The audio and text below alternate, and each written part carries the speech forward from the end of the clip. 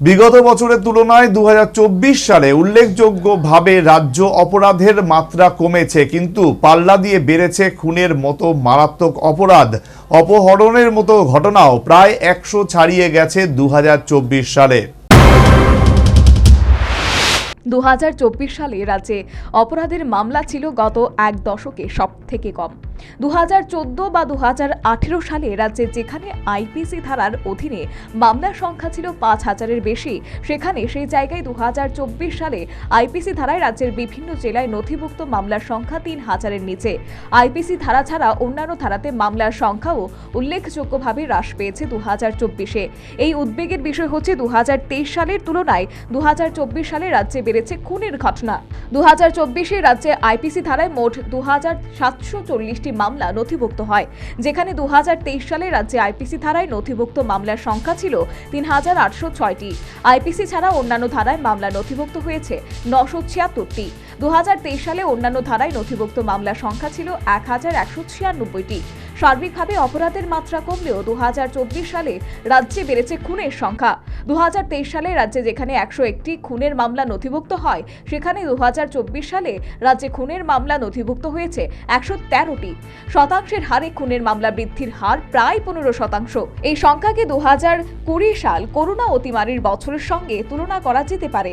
পশ্চিম ত্রিপুরা জেলা সহ গোমতী, সিপাহীজলা, দক্ষিণ, উত্তর ত্রিপুরা ও ঊনকোটি জেলায় বেড়েছে খুনের সংখ্যা। লকডাউনের এই বছরে রাজ্যে খুন হয়েছিল ১১৪টি। অপহরণের মামলার ক্ষেত্রেও কিছুটা হ্রাস লক্ষ্য করা গেছে ২০২৪ সালে। ২০২৩ সালে রাজ্যে যেখানে অপহরণের ঘটনা ঘটেছিল ১৩২টি, ২০২৪ সালে এসে অপহরণের মামলার সংখ্যা কমে দাঁড়ায় ১০৯টি। লক্ষণীয়ভাবে হ্রাস পেয়েছে দাঙ্গার ঘটনা।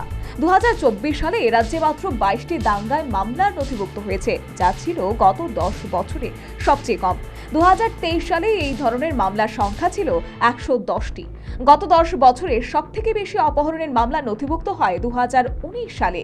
এই বছর রাজ্যে ১৬৭টি অপহরণের মামলা নথিভুক্ত করে ত্রিপুরা পুলিশ।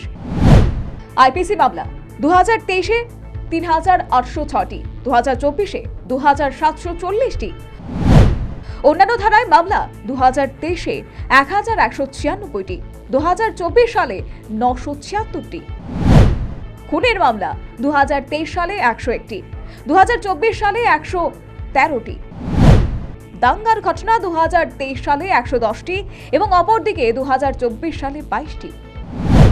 অপহরণের ঘটনা ২০২৩ সালে ১৩২টি, ২০২৪ সালে ১০৯টি। রাজ্যে অপরাধের মাত্রা কমলেও খুনের মতো গুরুতর অপরাধের সংখ্যা বৃদ্ধি একটা উদ্বেগজনক বিষয়।